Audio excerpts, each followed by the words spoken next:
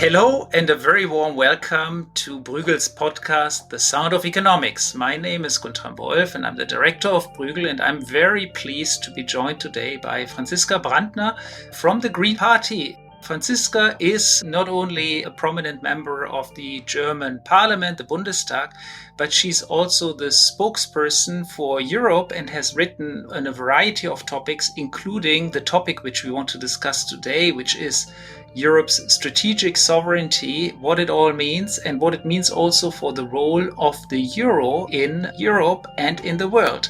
Thank you so much, Franziska, for joining. Thanks for inviting me. It's a pleasure. As our listeners have already heard, we want to discuss strategic sovereignty and then focus on the euro in particular.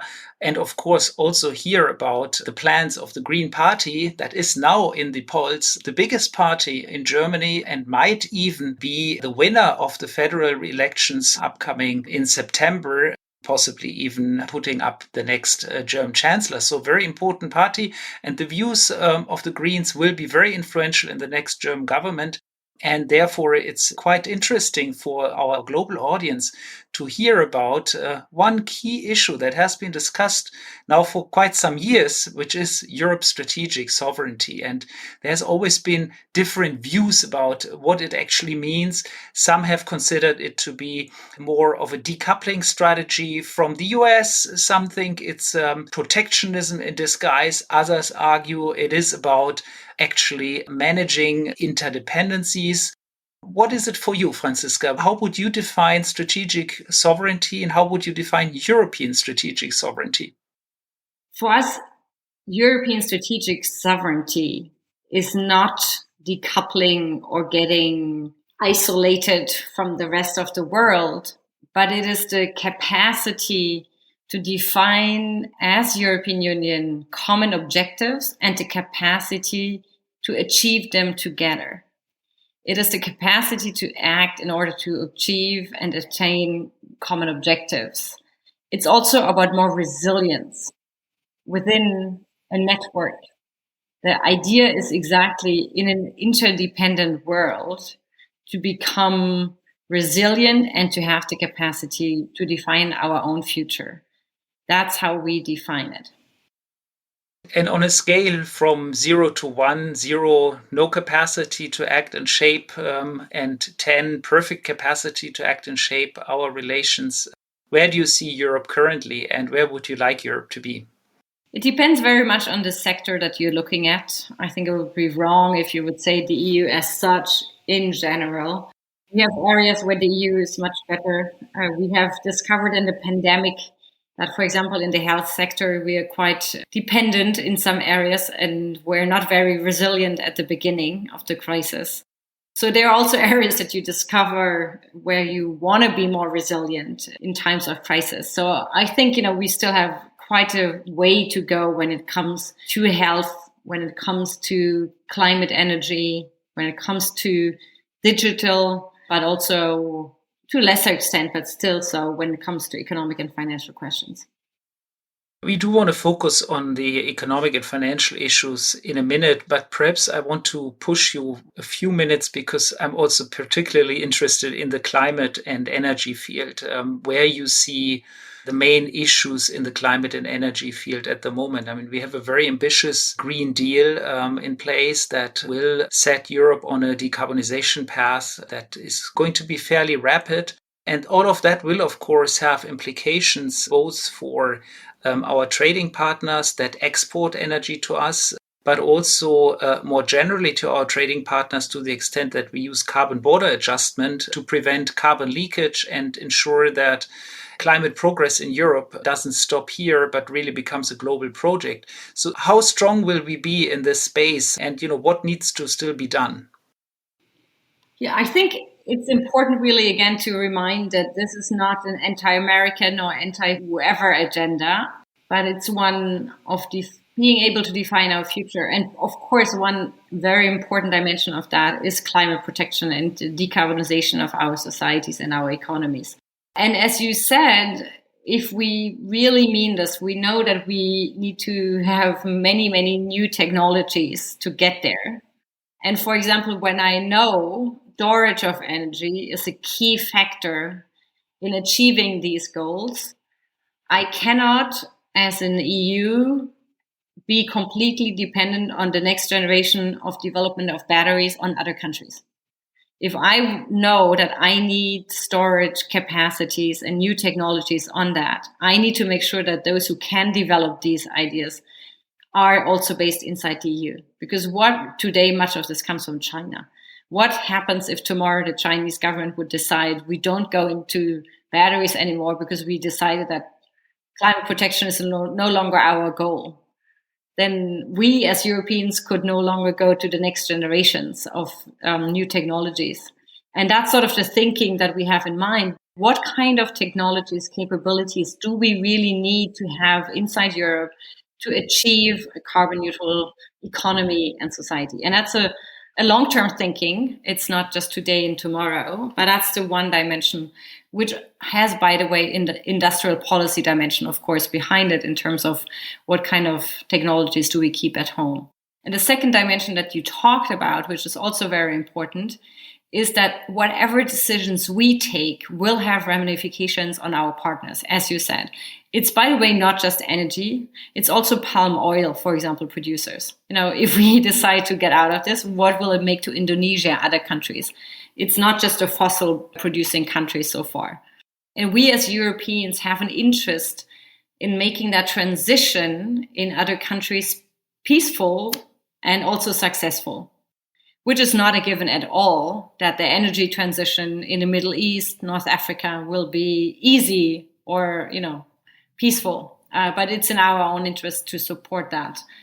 And that then asks for the questions of, as you said, how do you then combine the needs of our own economic actors and the climate and other countries together?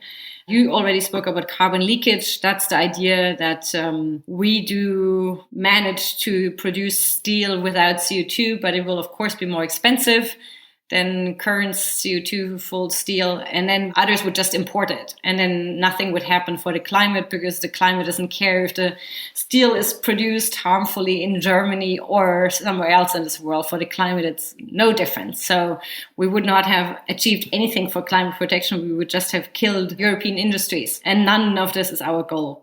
But the question is, how do you get there without entering a trade war? And I think that's where we propose sort of, to go into an alliance now with the US and open it up on climate, to do it in a cooperative way and say, okay, this is our joint challenge, for example, on steel or cement. What kind of standards do we set?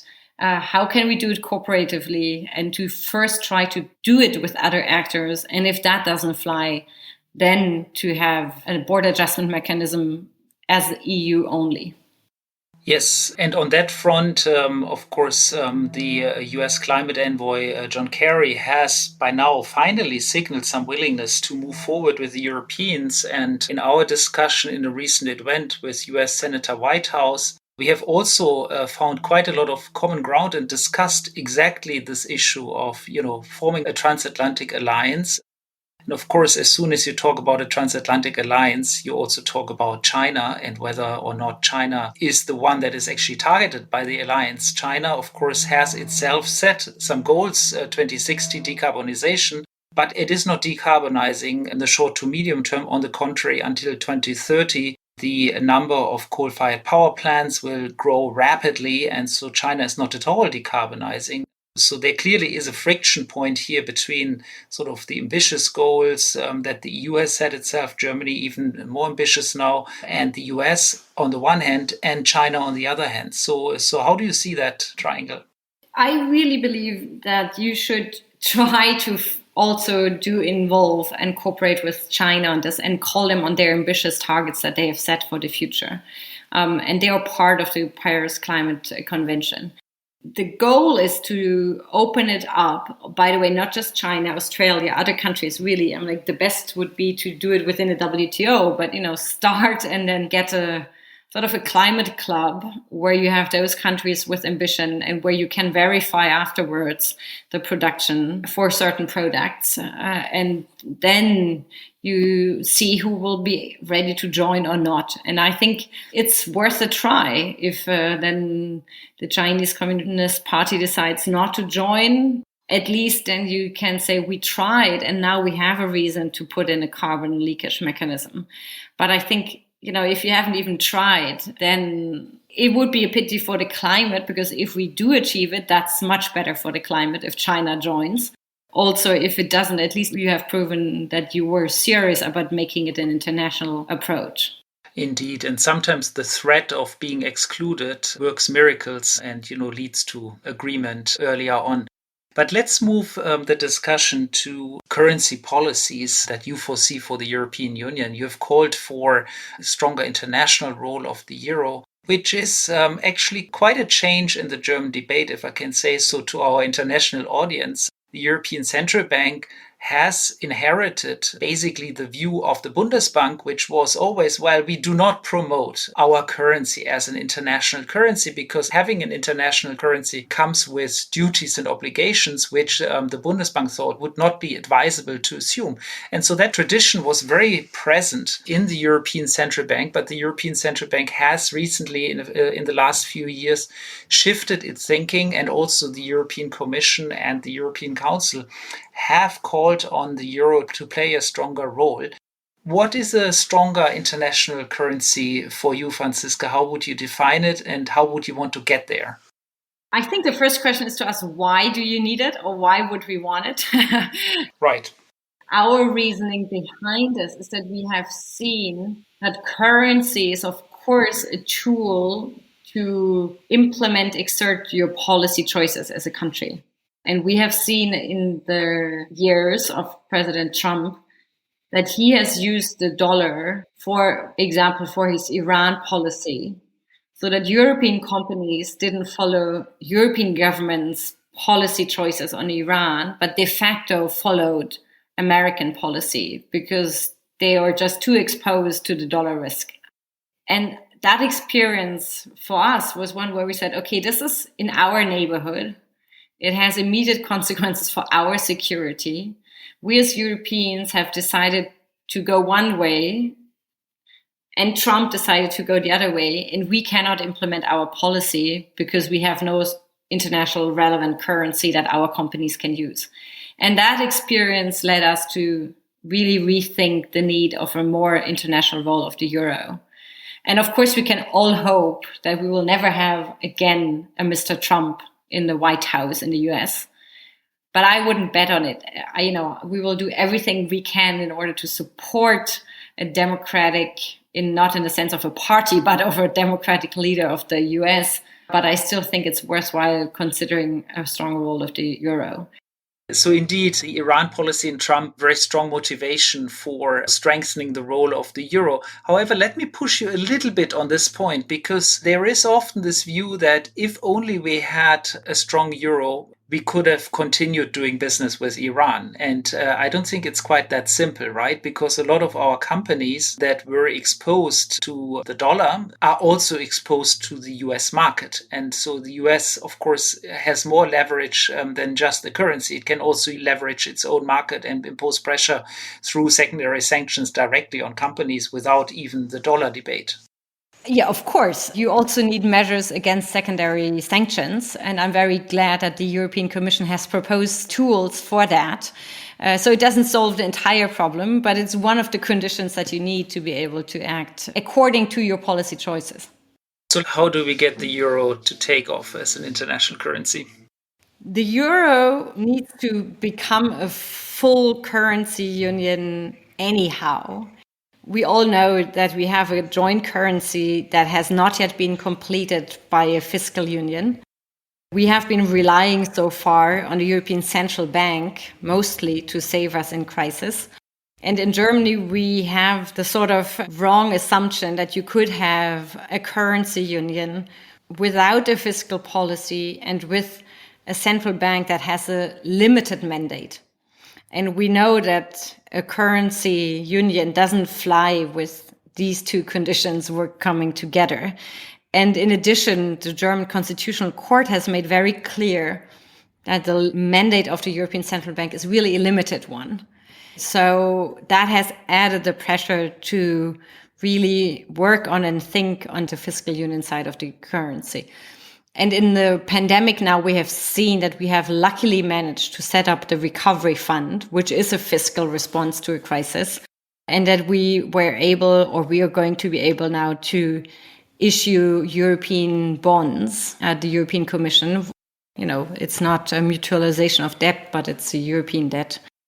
And I think that it would be a mistake to give up that capacity again to issue the bonds, and that we need to maintain this as one of the foundations for a more stronger international role of the euro. And the second point, which I think is interesting, and it's also linked to the recovery fund, is the issuing, for example, of green bonds, and making this a stronger policy of the European Union and linking it to the objective of climate protection. And, for example, another avenue of how to do it precisely is to make sure that new future markets will be in euro, such as the emissions trading scheme, to not let this be taken over by other currencies, but to really ensure that we have enlarging markets in euro. So there are different avenues. It's not the one button you have to push and then you have a strong international currency, but certainly you need to fulfill the European Monetary Union with a fiscal and economic, of course, policy that is related to it. None of us is just proposing bonds without policy accompanying it and giving guidelines on how to spend it. It's such a pleasure to hear actually a senior politician say things that, I as an academic or others have said for 10 years. So thank you for saying some of these things and perhaps making them a political reality. But can I ask you really how to make this a reality? Because you mentioned, of course, one dimension is the legal dimension. And, both of us being German, we, of course, have to cite the German Constitutional Court. And, I want to push you a bit on the legal constraints first, because the German Constitutional Court is currently debating the recovery fund. And the selling point for the current EU recovery fund was that it's a one-off, so it doesn't permanently commit resources over which the Bundestag, the German parliament, has authority.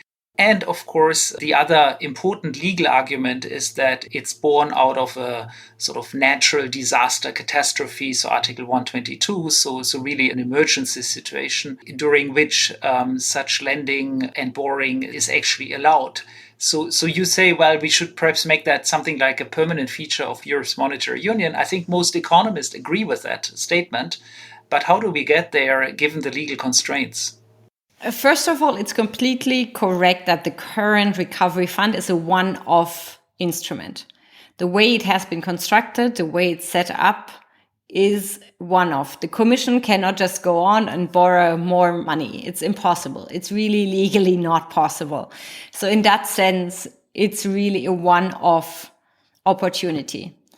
And politically, if we want the EU to have the capacity to invest in future crises, to stabilize our economies, we all know that one important condition is that the current recovery fund will be spent well.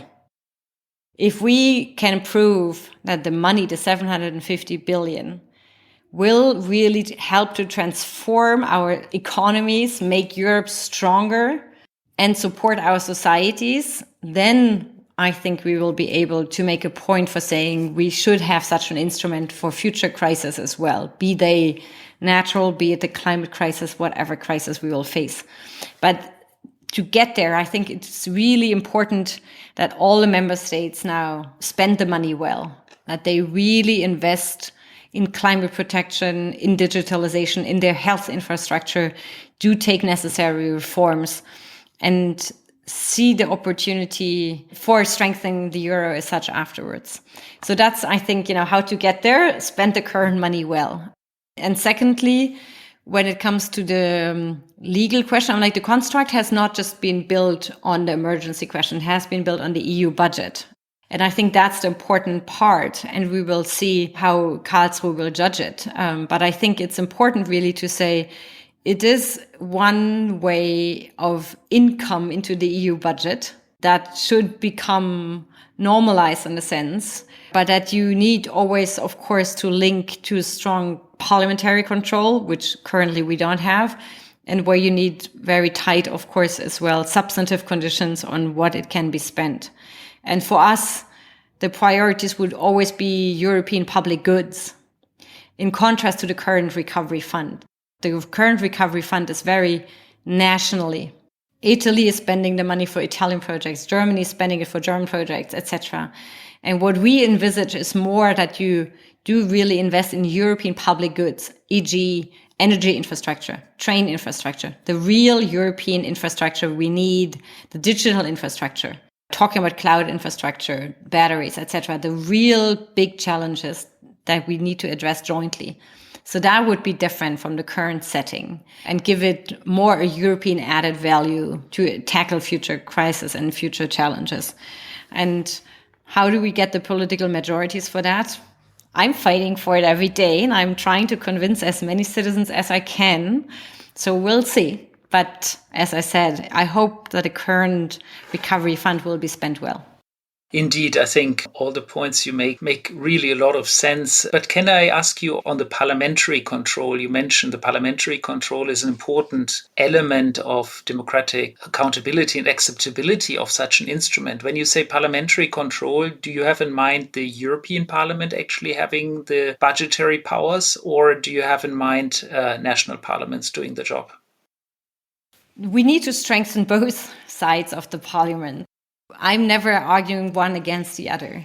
But if we look at the German Constitutional Court, it is judging the recovery fund on two dimensions. One is the so-called national identity, the core of our democracy, which is, e.g., the power of the Bundestag to decide for, when it comes to the budget.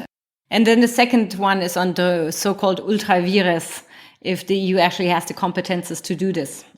And we should take the first dimension serious because it has this very important notion of democratic legitimacy of all decision making. And Karlsruhe has a point in saying if the Bundestag as an elected body has less to say on the spending of this, then another parliament needs to have more control over it. You cannot just give it all the way time to the executive. And if we take that serious, and I think that's a point that is valid, then we need to strengthen the European Parliament when it comes to decision-making on how the money is spent and on the control, the follow-up, if it's managed well. And I think the important question will also be the role of the German Bundestag will depend on where the money to pay it back comes from. For example, if we do introduce more European-generated income via a European border adjustment mechanism that we talked about before, or the emission trading scheme, or a digital tax, etc., then we, of course, also need the European Parliament on this. But I still always foresee a role also for the national parliaments. As long as the money for the European budget comes from the German budget as an income, then, of course, the German parliament needs to vote on this. I see that totally perfectly okay. It's German taxpayers' money, and the Bundestag can decide to give this money to the European level, but it's the German Bundestag that decides that. Yes, so I think that is, of course, a difficult proposition if the main money comes from the national taxpayers and any national parliament can, at any time, every 5 or 7 years, block this EU level. So politically, it can be quite tricky. Imagine Bavaria could block the Bundestag decisions on the EU budget just because, after all, the taxpayers' money is collected in Bavaria, right? It's not just collected at the federal level, so it's collected in the states. So I find that a difficult proposition for a real European public good and European level of fiscal policy. That's why, we are arguing for new own resources in terms of carbon adjustment mechanism, etc., for taxes that you can actually better tax on a European level than on a national level, where it perfectly makes sense to say we do this on a European scale and not on a national scale. But I really defend the idea that when it comes to the national contributions, you need to have an okay by the national parliaments for that. And I also think, if you have a blockade and you go ahead with fewer member states, I thought it was very important in the fall that when Orban and Kaczynski were ready to derail the entire recovery package because they didn't want to accept the idea that European money is conditioned on the respect for the rule of law, I thought the main difference was made when the European Commission said, we can actually propose a proposal at 25. If you don't need any assistance in this crisis and believe you can get through fine, okay, you are welcome. Do it without European solidarity. And I think that was the lesson for me learned, is that, in the worst case, we go ahead with those that are willing to do it and are willing to live the solidarity we need on the European continent. So in that sense, I wouldn't see it being blocked by every single member state, because I would be ready to go ahead with fewer than 27. But there was 27 there when the constitution foresees it, and in Germany it's clearly so, need then a national parliament's approval for the spending, as long as the money comes from the national budget. And maybe one thought on this, I really think it will be important that the European Parliament is strengthened in the role of the budget negotiations, that it doesn't just have a say in the end in terms of yes or no. Then I think that would certainly lead to more European goods being financed. Because that's another lesson from the last year's negotiations, is that with the 4 of 5 countries that were not ready to support the recovery fund from the beginning, that de facto the negotiations led to cutting of the European projects and no cutting of the national spending. And that was a real shame. It was a real shame indeed. Before we conclude, let's talk for 1 minute about the capital market side and banking side of the international role of the euro. I think most economists know and agree that a strong currency does not only require fiscal policy and strong monetary policy, it also requires deep and liquid capital markets. And there, of course, Europe is not doing terribly well. Our capital markets are fragmented and are actually relatively small, which, by the way, is an issue not just for the currency, it's also an issue for funding innovation, funding digital projects, which often need risk capital that banks are typically not ready to provide. So where do you see your role, your party's role, Germany's position on this evolving? How can we strengthen Europe's capital markets to, get a more dynamic economy, but also a stronger euro? Yes, very important point. We need to really, as you said, the capital market is not really a unified capital market. So we need to get rid of the hurdles that we have had for years, decades. The same is true for the banking union. It looks like we're getting there, but it's still not yet really finished or finalized. And we also need to make sure that we go into the new areas, fintech, etc., green fintech, etc. And we're seeing rather with worry that this is developed rather in China than in Europe, and that we have a big interest in making sure that European actors are growing and existing and up on the agenda.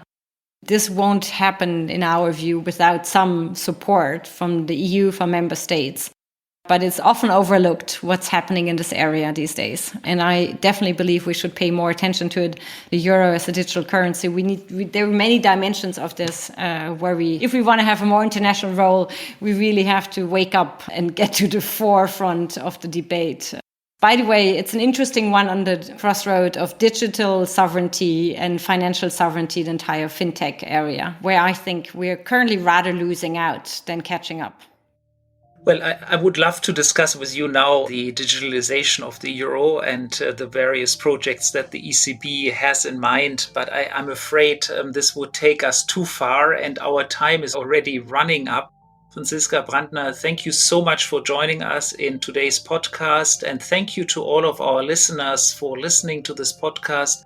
Please join us on our webpage on www.bruegel.org. And do tweet and promote this podcast if you liked it on your various social media feeds. Thank you again.